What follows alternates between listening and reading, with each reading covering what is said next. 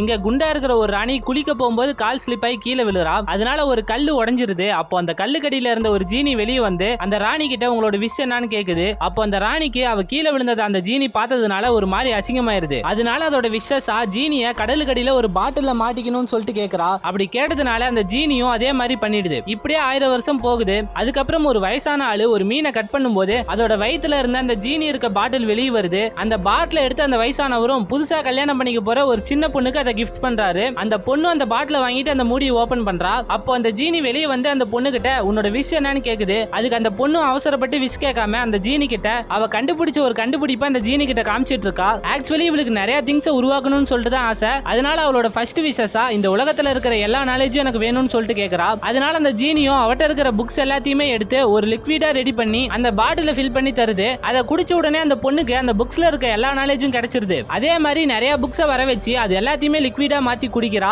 அதனால அவளுக்கு நிறைய நாலேஜ் கிடைச்சிருது. அதுக்கப்புறம் இந்த கிடைச்ச நாலேஜ் எல்லாம் வச்சுட்டு ஒரு கஷ்டமான ப்ராப்ளமை சால்வ் பண்ண பாக்குறா. ஆனா அவளுக்கு சீக்கிரமா தூக்கம் வந்து டயர்ட் ஆயிருது. அதனால அவளோட செகண்ட் விஷஸா என்னோட பிரெயின் நான் தூங்கிட்டு இருந்தாலும் ஆக்டிவ்ல இருக்கணும்னு சொல்லிட்டு கேக்குறா. இவ கேட்ட மாதிரியே இவளோட பிரெயின் இப்ப ரொம்ப ஆக்டிவா மாறிடுது. இதனால இவ எந்த விதமான ப்ராப்ளமா இருந்தாலும் இப்ப ஈஸியா சால்வ் பண்ணிடுறா. இப்படியே இவங்க ரெண்டு பேரும் ஜாலியா இருக்காங்க. அப்போ அந்த பொண்ணு தேர்ட் விஷ கேட்க வரா. அப்போ அந்த ஜீனி அவகிட்ட நீ தேர்ட் விஷ கேட்டா அதுக்கப்புறம் நான் மறைஞ்சு போயிருவேன் அப்படின்னு சொல்லிட்டு அவளை தடுக்க பாக்குது. இப்படி இவளோட தேர்ட் விஷ கேட்க விடாம அந்த ஜீனி தடுக்கிறதுனால இவ செம்ம கோவப்பட்டு நீ என் லைஃப்ல வந்ததையே நான் மறந்துடணும்னு சொல்லிட்டு கேட்கறா. இதை கேட்ட உடனே அந்த ஜீனியும் அந்த பாட்டிலுக்குள்ள மறைஞ்சு போயிருது. உடனே இவளும் இந்த ஜீனியோட ஞாபகம் எல்லாம் இல்லாம சுத்தமா மறந்து போயிடுறா.